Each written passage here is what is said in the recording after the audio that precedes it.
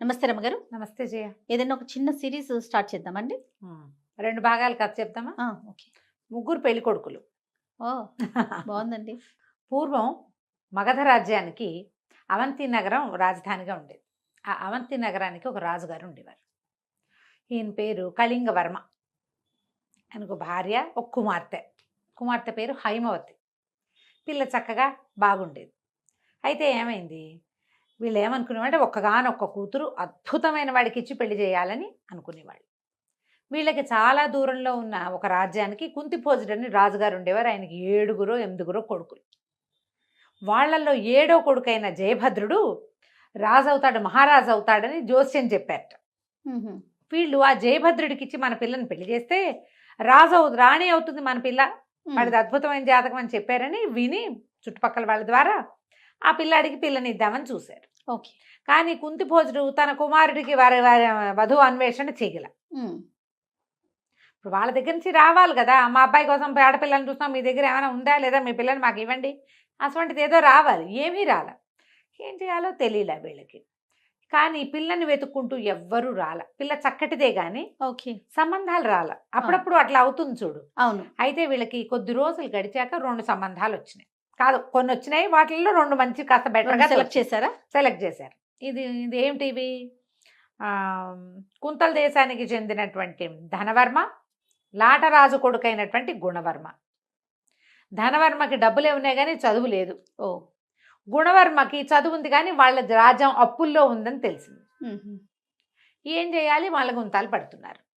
అయితే రాజుకి రాణికి ఒకళ్ళకి ఆ అబ్బాయి, రెండో వాళ్ళకి ఈ అబ్బాయి నచ్చారు. ఏదో మాట్లాడుకున్నారు, మాట్లాడుకున్నప్పుడల్లా వాదించుకుని పోట్లాడుకునేవాళ్ళు. వాళ్ళకేముంది వీళ్ళకేముంది, పక్క చక్కగా ఉన్నాడు, రేపొద్దున సంపాదించుకోపోతారా, ఇలాంటివి ఏమో మాటలు వస్తాయి కదా. మా నాన్నకి ఇద్దరికి చెరుకో అబ్బాయి నచ్చాడు. రాజుగారు ఏం చేశాడు, రాజ్యాధికారం ఉన్నవాడు కాబట్టి, తండ్రి కాబట్టి కాస్త గట్టిగా గుణవర్మకి ఖాయం చేశాడు పిల్లని. అమ్మాయికి ఏం అభ్యంతరాలు లేవు పాపం, అదే ఊరుకుంది. ఎవరో ఒకళ్ళు వివాహం చేస్తాడు తండ్రి. హ్మ్. ఈ వర్మకి వాళ్ళకి ఉత్తరాలు రాసి, మీరు తరలి రండి మా ఇంటికి, మా పిల్లనిచ్చి పెళ్లి చేస్తామని ఉత్తరాలు రాశారు. కానీ ఈవిడికి, రాణిగారికి ఏం గుణం గోలా, వాళ్ళ అప్పుల్లో ఉంటేను, ధనవర్మ అయితే వాడి దగ్గర డబ్బులు ఉన్నాయి.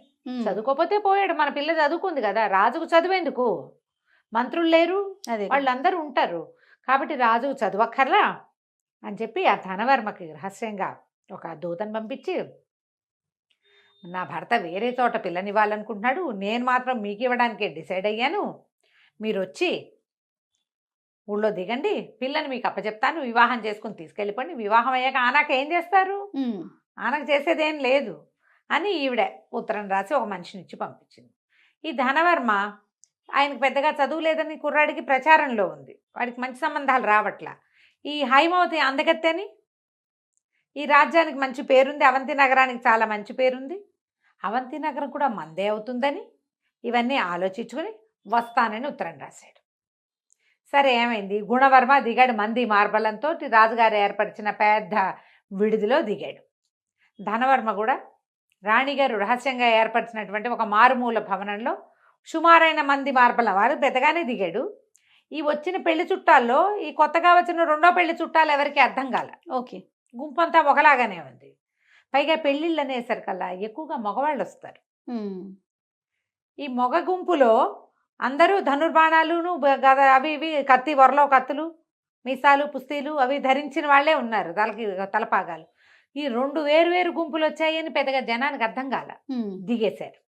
దిగేసిన తర్వాత ఏం చేసింది రాణిగారు, ముందు రోజు పొద్దున పెళ్లి కూతురుని చేశాక సాయంకాలము ఒక దాసి మంచి జమాజట్టిలాగా ఉన్నదాన్ని ఒకదాన్ని ఎంచుకుని, ముసే రాకుమార్తెని పూల బుట్టలో కూర్చోబెడతాము, ఆ బుట్ట నెత్తి మీద ఎక్కించుకుని తీసుకుపో. రాజకుమార్తె కొంచెం 7 మల్లెలు ఎత్తు సుకుమారే. ఆ దాసి పనిచేసేది అది 6 అడుగులు ఉండేది. కొంచెం హఠాకటాగా ఉన్నవాళ్ళు మోసేస్తారు. అక్కడి నుంచి ఏం చేశారు, ఈ రాజకుమార్తెను ఒక బుట్టలో పెట్టి బుట్ట దాసి దాన్ని నెత్తికెక్కించారు. నెత్తికెక్కిస్తే అది మెల్లిగా తీసుకెళ్తోంది. ఈ బుట్ట పెళ్లివాళ్ళ తాలూకే బుట్టలు, పువ్వుల బుట్టలు అవి వస్తాయి కదా, పట్టించుకోవాలి. ఇంతలో ఏమైంది, అక్కడ ఆ పూట ఒక 2-3 రోజులుగానే వీళ్ళకి ఒక పీలర్ వచ్చింది. ఈ దొంగలు బాగా దోపిడీ దొంగలు తిరుగుతున్నారు ఊళ్ళో అని. ఓహో! ఇప్పుడు పెళ్లి సమూహాలు అవి వచ్చినప్పుడు ఈజీ దొంగతనాలు. ఎవరెవరో తెలీదు. అవునవును. వీళ్ళ మొహాలు వాళ్ళ మొహాలు ఒకళ్ళకొకళ్ళు తెలీదు. దాసదాసీ గణం వస్తారు. ఆడవాళ్ళు పెళ్లికి తరలి వచ్చినా కూడా చిన్న సమూహం ఉంటుంది. హ్మ్. హ్మ్. ఈ సెక్యూరిటీ పెళ్లి వాళ్ళ పేరుతోటి వెళ్ళిపోయి వాళ్ళని బెదిరించి తీసేసుకోవచ్చు. దొంగలు చేరారు ఊళ్ళో. ఈ దాసి బుట్టలు పెట్టుకుని తీసుకెళ్తూ ఎక్కడైతే ధనవర్మ వాళ్ళు దిగి ఉన్నారో ఆ వైపుకి తీసుకెళ్ళటం మొదలుపెట్టి ఓకే. ముందుకెళ్ళేసరికల్లా అక్కడేదో చిన్న అగ్ని ప్రమాదం జరిగింది. ఆ రోడ్డులో తాటాకు పందిళ్ళేవో వేసున్నాయి. ఓ పందిరి అంటుకుంది. అంటుకున్న సార్ అంతా హాహాకారాలు, గందరగోళం, అరుపులు, కేకలు. ఎవరెటు వెళ్తున్నారో అర్థం కాలేదు. ఇట్లాగే ఉంటుంది. అవును. పైగాను వీళ్ళు కొత్తగా ఆ ఊరికి వచ్చిన వాళ్ళు కదా, ఈ ధనవర్మ తాలూకు వాళ్ళు. ఇక్కడ పద్ధతులు ఏంటో తెలీదు. ఏ పక్కకైనా వెళ్తే ఏ సందులో మాయమైపోతామో తెలీదు. హ్మ్. గుర్తు తెలియదు కదా. అవును. దాంతో కాళ్ళు పడదొక్కుంటూ వాళ్ళంతా హైరాన్గా తిరుగుతుంటే ఈ దాసి దానికి ఏం చేయాలో తెలియక బుట్ట అక్కడ దించేసి పరిగెత్తింది. పరిగెత్తేసరికల్లా ఈ మొత్తం ఇది అగ్ని అంతా ఆరి కొంచెం కాస్త జనం సర్దుకునే సమయానికి నిజంగానే దొంగలు దిగారు. ఓ! ఈ దొంగలు దిగి అటు ఇటు చూసి ఈ పెళ్లి వాళ్ళ ఇంట్లోకి దూరి, వీడు పెళ్లి వాళ్ళంతా బయటకు వచ్చి నుంచున్నారు చాలామంది.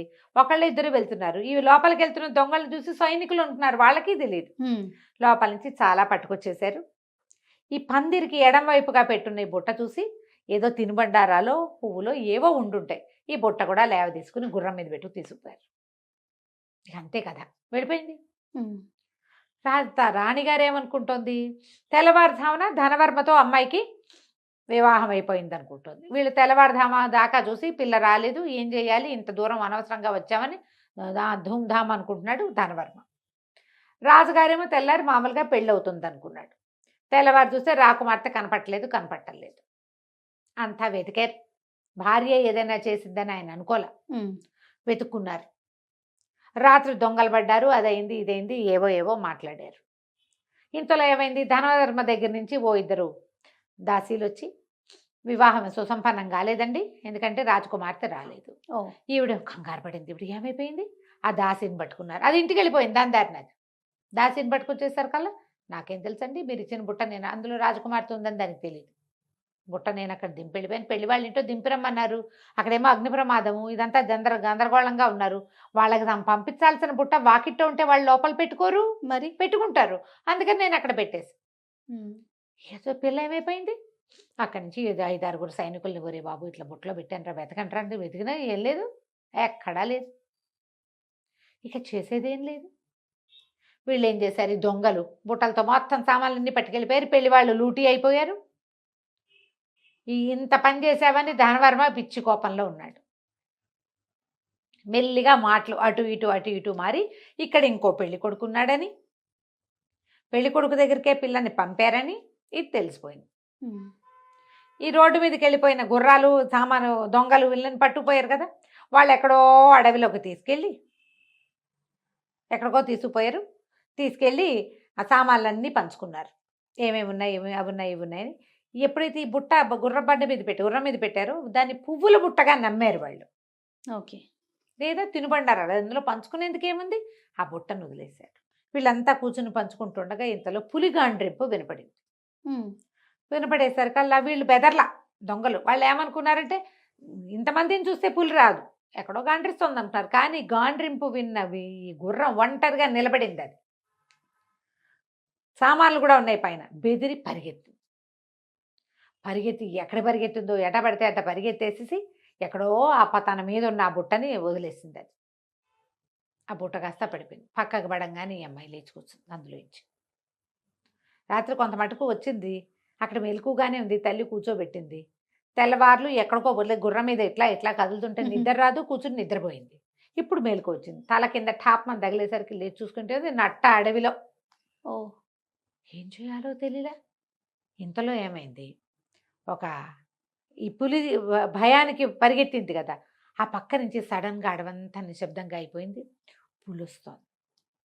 బెదిరి బిక్క చచ్చి నుంచి ఒక ఆటవికుడొకడు ఆ పక్క నుంచి వస్తూ, పులి కోసమే వస్తున్నాడో వాడు లేడి కోసం వస్తున్నాడో, 2 బాణాలు వేసి పులిని బెదిరించాడు. పులి కాస్త పారిపోయింది. అతని దగ్గరకు వచ్చి ఎవరమ్మాయి నువ్వు ఏమిటి అని అడిగాడు. అడిగితే అమ్మాయి బెబ్బా బెబ్బా అమ్మాయి అంది. తనకి తెలీదు ఏం జరిగిందో. ఏదో పిల్లేమో పెళ్లి కూతురు వేషం, నిన్న పొద్దున పెళ్లి కూతురుని చేశారు ఆ, కదా. ఆ. సరే రామ్మా మా ఇంటికి వెళ్దాం, రేపు పొద్దున్నే చూద్దు కానీ ఎక్కడికి వెళ్ళాలో చూద్దు కానీ అని ఆ పిల్లని వెంబడబెట్టు తీసుకెళ్ళాడు. ఈ ఆటవికుడి పెళ్ళాము మామూలుది కాదు, తాటకి అది. ఓ, ఆ వెనకాల వచ్చిన పెళ్లి కూతురుని చూడగానే అవురవురా పెళ్లి నువ్వు అడవికి వెళ్ళి నువ్వేదో తెస్తావనుకుంటే పెళ్లి కూతురిని వెంబడి పెట్టుకొచ్చావా? తిండి తిప్పలు ఏమైనా తెచ్చుకురావద్దు, నీకు లేదు కుందేలు లేదు, ఈ పిల్లని ఎక్కడి నుంచి తెచ్చావు, దీనికోసమే నువ్వు అడవిలోకి వెళ్ళావంటే కాదే అని వాడిని ఎత్తి మొత్తుకున్నా అది వినలా. తెల్లగా తెల్లారిపోయింది. వచ్చిన ఆ మొత్తం ఆటవికల కుటుంబాలన్నీ చేరేసరికల్లా వాళ్ళందరూ గట్టిగా మొగుడు పెళ్ళాన్ని కేకలేశారు. ఎవరమ్మా అంటే ఇదేం చెప్తుంది ఈ పిల్ల, నేను రాజుగారి అమ్మాయిని, ఎలా వచ్చానో నాకు కూడా తెలియదు అనేసరికి వీళ్ళంతా అన్నారు ఈ పిల్ల వల్ల తగాదా వచ్చింది, మర్యాదగా ఒప్పుకో అంటే. కాదు నాకే వ్యామోహం లేదు, నాకు తెలీదు, నేను అక్కడ కనపడింది తీసుకొచ్చాను, పిల్ల అడవిలో అన్యాయం అయిపోతుందని తీసుకొచ్చానంటాడు వాడు. బావిలో దింపేయాలి ఈ పిల్లని పెట్టారు. అయ్యో రామ. బావిలో తోసేస్తాం అంతే. ఇంకా ఆ, అయ్యో పాపం అంటున్నాడు ఇతను. ఆ.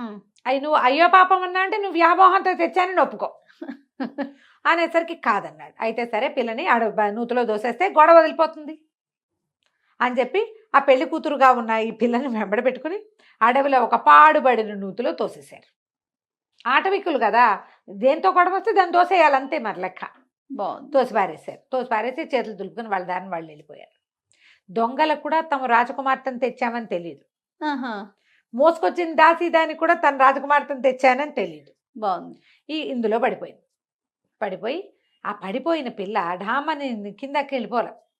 ఏవో అల్లి బిల్లిగా చెట్లు అవి ఇవి అల్లుకుని ఉన్నాయి లోపల. ఒక చెట్టు మీద పడింది. పైనుంచి కొన్ని ఊడల్లాంటివి వేళ్లాడుతుంటే ఆ ఊడ పుచ్చుకుని అట్లా వేళ్లాడుతూ దాని మీద ఉండిపోయింది ఈ అమ్మాయి. ఓ పూటంతా గడిచిన తర్వాత అట్లాగే ఉంది. మరి ఏం చేస్తుంది? ఆకలి శోష వస్తోంది, దాహానికి నీరసం వస్తోంది, నిద్ర ఏం చెయ్యాలో తెలీదు. అట్లాగే వేళ్లాడుతూ ఉండి మెల్లిగా ఎప్పుడో ఒకసారి తలకాయ పేకిస్తే ఎవరో ఒక మొహం కిందకి చూస్తుంది. నూతిలోకి చూస్తున్నారు ఎవరో, కేకలు పెట్టింది రక్షించండి అంటే. ఈసారి మళ్ళీ ఆటవికలు వచ్చి పైనుంచి ఇది ఇంకా చావలేదని 4 రాళ్ళు పైనుంచి పడేస్తే ఏమవ్వాలి? కానీ వచ్చింది ఆటవికుడు కాదు, వీడు ఒక రాజకుమారుడు. ఓహో. అతను ఏం చేశాడు, గుర్రం ఏదో వేసుకొచ్చాడు, గుర్రపు కళ్ళేలకున్న తాడి వేసి ఆ పిల్లని పైకి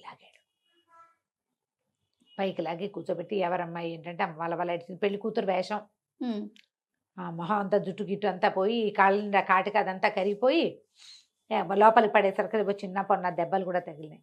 ఆ అమ్మాయి ఏం చెప్పిందంటే నేనేమో రాజుగారి అమ్మాయిని, మరి నిన్న నాకు పెళ్ళి, మా నాన్నేమో ఒక పెళ్లి కొడుకుని తెచ్చాడు, మా అమ్మ ఇంకో పెళ్లి కొడుకుని తీసుకొచ్చింది, వీళ్ళిద్దరూ కాదు 3వ పెళ్లి కొడుకు ఎవరో ఉన్నారు, ఆయన ఎవరో నాకు తెలీదు, నా పరిస్థితి ఏమో ఇలా అయింది, నేను ఇక్కడ పడిపోయాను, ఆటవికులేమో నన్ను ఇక్కడికి దోసేశారు అనేసరికల్లా అతను అన్నాడు నువ్వెవరు అని అడిగింది. నా పేరు జయభద్రుడు అని చెప్పాడు. కుంతిభోజర మహారాజు కుమారుణ్ణి, నేను అడవిలోకి వచ్చాను, దారి తప్పిపోయా, మా సమూహం అంతా ఎటో వెళ్ళింది, మంచినీళ్ళు తాగుదామని నువ్వు దగ్గరకు వచ్చాను, నేను వంగి చూశాక నాకు అర్థమైంది ఇది పాడుబడి నుయ్యి, ఇందులో నీళ్లు లేవు, పెద్దగా ఏం లేవని. సరే నేను నీకు సహాయం చేస్తాను, పద మనం మీ ఊరు వెళ్దామన్నాడు. సరే వాళ్ళ ఊరు వెళ్ళడానికి బయలుదేరారు. తర్వాత ఏమైందో మనం వచ్చే భాగంలో తెలుసుకుందాం. తప్పకుండా రమగారు. నమస్తే. నమస్తే జయ. రమగారు, 3 పెళ్లి కొడుకులు సిరీస్ చెప్పుకుంటూ ఉన్నాం. వచ్చిన కొత్త రాజుతో కలిసి బయలుదేరితే ఎక్కడికో తీసుకొచ్చేసారు కదా. సరే వీళ్ళు ఏం చేశారు, మెల్లిగా గుర్రం ఎక్కి అమ్మాయిని ఎక్కించుకుని తీసుకుపోయి ఒక చిన్న టౌన్ లాంటి దానికి చేరితే అక్కడ ఒక సత్రంలో ఇద్దరు విశ్రాంతి తీసుకున్నారు. ఆహారం లేదు ఆ పిల్లకి, 2 పూటలు అయిపోయింది. సరే ఏదో తిన్నారు, విశ్రాంతి తీసుకుంటే అక్కడ కొంతమంది బ్రాహ్మలు ఎవరో మాట్లాడుకుంటున్నారు. ఈ అమ్మాయి తండ్రి హైమావతి తండ్రి. ఈ 2వ భాగానికి వచ్చేసరికి రాజుగారి పేర్లు మర్చిపోతారు, హైమావతి పేరు మాత్రం గుర్తుంది. ఈ అమ్మాయి వీళ్ళ రాజ్యం గురించి వాళ్ళు మాట్లాడుకుంటున్నారు బ్రాహ్మణులు. ఈ అమ్మాయి రాజ్యం గురించి. పిల్ల తప్పిపోయిందిట. అయితే ఇక అక్కడ తగాదాలు వచ్చి పెళ్లి కొడుకులు ఇద్దరు కొట్టుకున్నారు. 2వ పెళ్లి కొడుకు నన్ను పెళ్లికే పిలిచారని ఈవిడ రాణిగారు రాసిన ఉత్తరము పంపించిన వీడిని ఎవరైతే వెళ్ళాడో దూత వాడిని గుర్తుపట్టేశాడు. దాంతో పిల్లకేమో కనపడలేదు. పిల్లని మాయం చేసింది రాణిగారేనని గొడవ అయింది. వాళ్ళు వచ్చి రాజుని నిలదీశారు. నిలదీసి ఇద్దరు ఏకమయ్యి మా ఇద్దరిలో ఎవరో ఒకళ్ళకి పిల్లనిచ్చి పెళ్లి చేస్తేనే నీ సంగతి కుదురుతుంది, లేకపోతే లేదని రాజుని రాణిని బంధించారు అని చెప్పుకుంటున్నారు. ఓ అదంతా వినయమా ఇలా బోతిపోమని ఏడవటం మొదలుపెట్టింది హైమవతి. అయ్యో, సుబ్బి పెళ్లి వెంకి చావుకు వచ్చినట్టు మా అమ్మ నాన్న అరెస్ట్ అయిపోయారు, నేనేమో ఇక్కడున్నాను అనేసరికి ఇతను అన్నాడు, నువ్వు కంగారు పడకు, నేను తీసుకెళ్తా. వీళ్ళిద్దరిలో ఎవరిష్టమో చెప్పు, వాళ్ళకి ఇచ్చి నిన్ను పెళ్లి చేస్తాను నేను అన్నాడు. చిచ్చి, ఆ వెధవులు ఇద్దరు నాకు వద్దంది అమ్మాయి. ఇద్దరు వద్దు, నాకు ఇద్దరు అక్కర్లేదు, కానీ ఎవరు కావాలో అమ్మాయి ఏం చెప్పలే అతనికి. అదేలే. నాకు అక్కర్లేదు వాళ్ళని. సరే బయలుదేరి వెళ్దాం అనుకున్నారు. ఈ వెళ్ళే దారి వీళ్ళు ఎక్కడికో తెల్లవార్లు ప్రయాణం చేసి తీసుకొచ్చేశారు. వీళ్ళు సజావైన రూట్లో వెళ్ళాలంటే కొంత సమయం పడుతుంది. ఈ పిల్ల ఏం చేసింది, తన మెళ్ళలో వస్తువులు ఉన్నాయిగా, బంగారు పెళ్లి కూతురు అలంకారంలో ఉందిగా, ఒక వస్తువు అమ్మేసింది వీళ్ళు తిని వెళ్ళడానికి. ఆ వస్తువులు కొన్న వాళ్ళు వ్యాపారస్తులు, వీళ్ళకి డబ్బు అవసరం ఉంది కాబట్టి ఎక్కువ అదే ఆ వస్తువు పెద్దది తీసుకుని డబ్బులు తక్కువ వచ్చింది. కానీ ఇందులో పోయింది లాభం గూబల్లోకి తీసింది. ఈ రాజకుమార్తె కోసం వెతుకుతున్న రాజభటులు ఆ అమ్మాయి నగలకి ఒక ఫోటో రాయించారు. పెళ్లి కూతురుని చేసినప్పుడు ఆ అమ్మాయి ఏం నగలు వేసుకుందో ఒక పటం గీయించారు. రాజకుమార్తె పటం ఉంది, ఆమె ధరించిన నగల పటాలు ఉన్నాయి. మరి గుర్తు తెలియద్దు. అదేలే. మరి ధనవర్మ గుణవర్మ దగ్గర 2 కాపీలు ఉన్నాయి. ఈ పటం గుర్తు పట్టుకున్నటువంటి రాజభటులు రాజకుమార్తె నగలు కొన్న వాళ్ళని పట్టుకున్నారు. పట్టుకుని వాళ్ళని ఈడ్చుకుపోయారు. నువ్వు నగలు కొన్నావు అంటే నీకు తెలుసు, వాళ్ళకి జనరల్గా అంతే కదా, దొంగ నగలు పట్టుబడితే ఇక అట్లాగే అడుగుతారు. వాళ్ళని తీసుకుపోయారు. వీళ్ళు ఇదంతా తిరిగి మెల్లిగా తమ ఊరు చేరారు. ఊరు చేరితే అబ్బాయి ఏం చేశాడు, మనం డైరెక్ట్గా వెళ్ళొద్దు, దీనికి ఒక మార్గం ఆలోచిద్దాం అని చెప్పి ఒక ఇల్లు అద్దెకి తీసుకుని రాజకుమార్తెని మామూలు వేషంతో అందులో ప్రవేశపెట్టాడు. ప్రవేశపెట్టి ధనవర్మ గుణవర్మ ఇద్దరు ఇప్పుడు రాజులుగా ఉన్నారు, అంటే రాజ్యం వాళ్ళ చేతిలో ఉంది.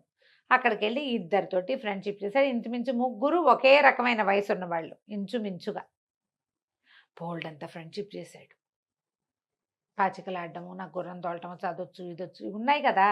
పైగా నేను రాజకుమారుడు, ఎవరైనా మన రాజకుమారుడు మనలాంటి వాడే ఇంకొకటి అనేసరికి కొంచెం ఆసక్తి, ఇంట్రెస్ట్. ఈ కత్తి యుద్ధాల్లో వాటిలలో ఆసక్తి. తర్వాత ఏమో ఈ చెస్ ఆడటము, చక్కగా అలంకరించుకోవటము, తెలివిగల మాటలు మాట్లాడటంతో ఇద్దరితోటి ఫ్రెండ్షిప్ చేశాడు. ఫ్రెండ్షిప్ చేసి బాగా వాళ్ళ తాలూకు నమ్మకాన్ని చూరగొన్నాడు అనమాట. ఇతను లైన్లో పెట్టాడు.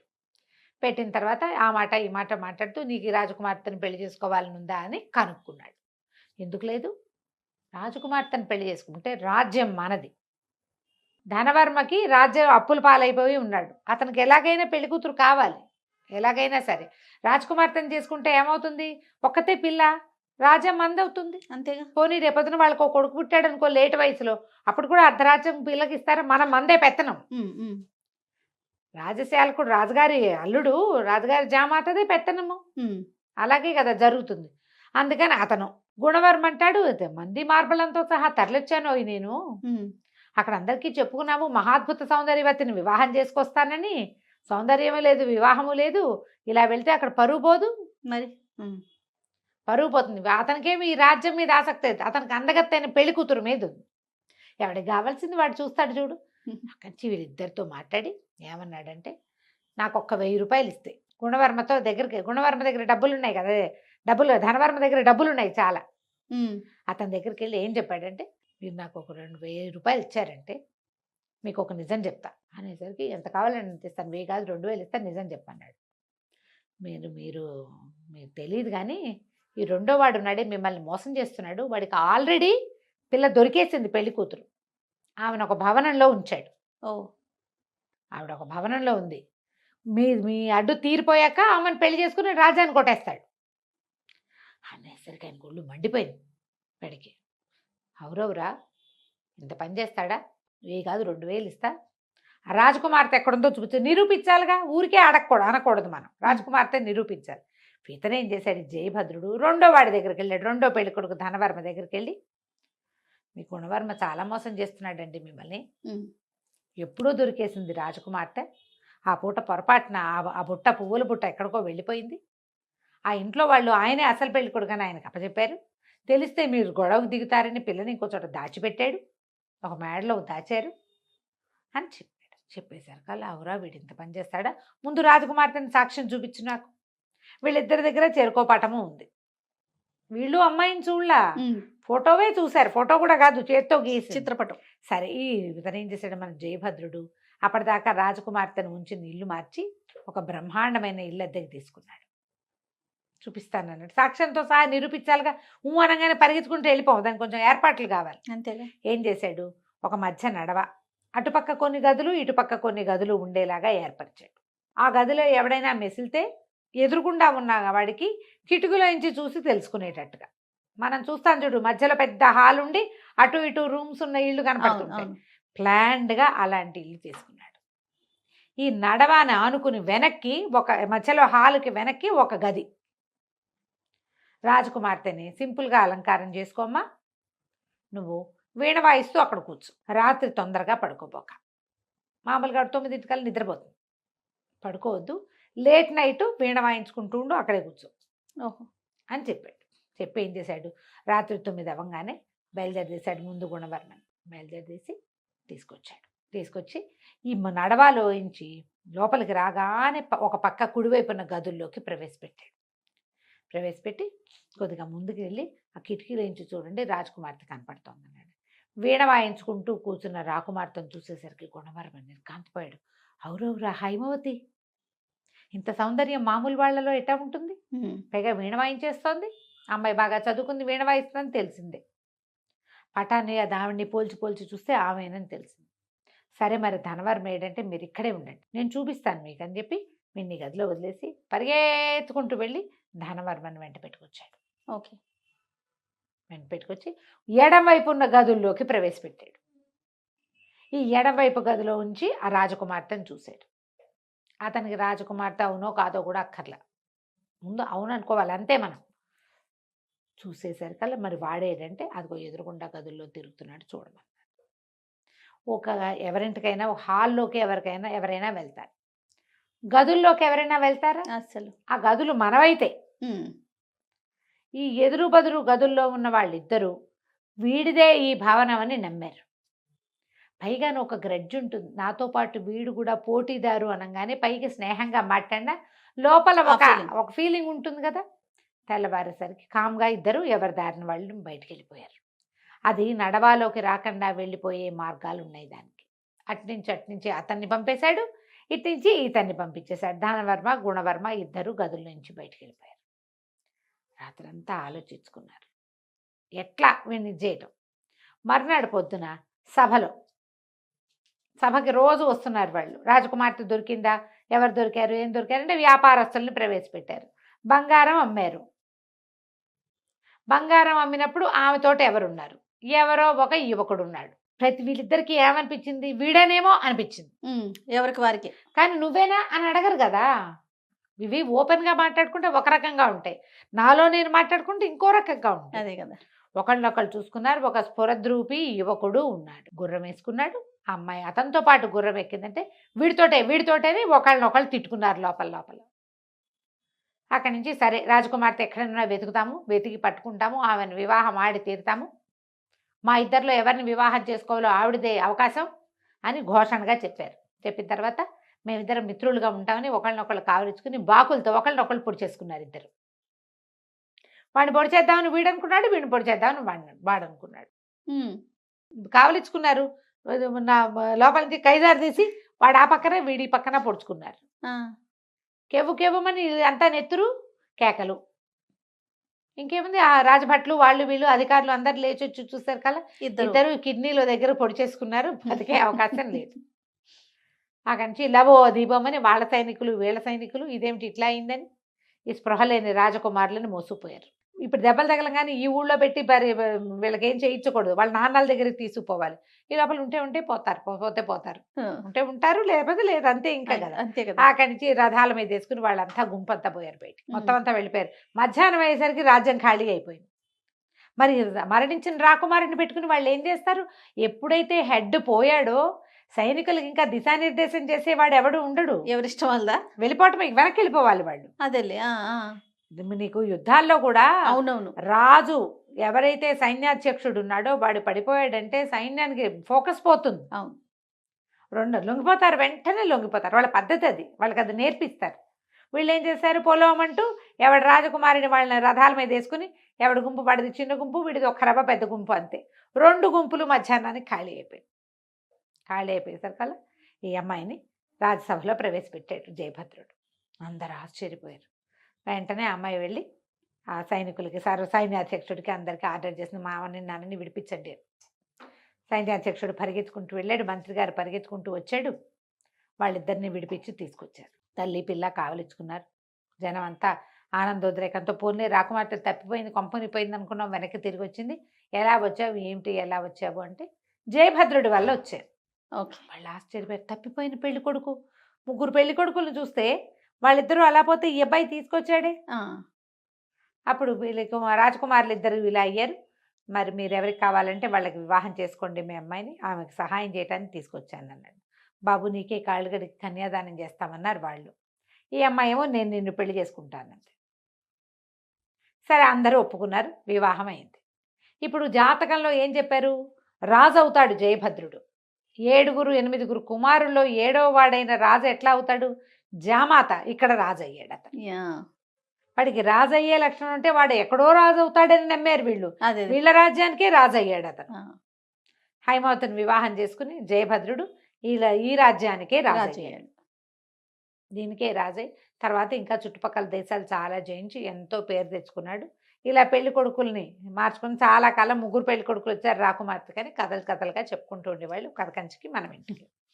బాగుందండి. నమస్తే. నమస్తే జయ.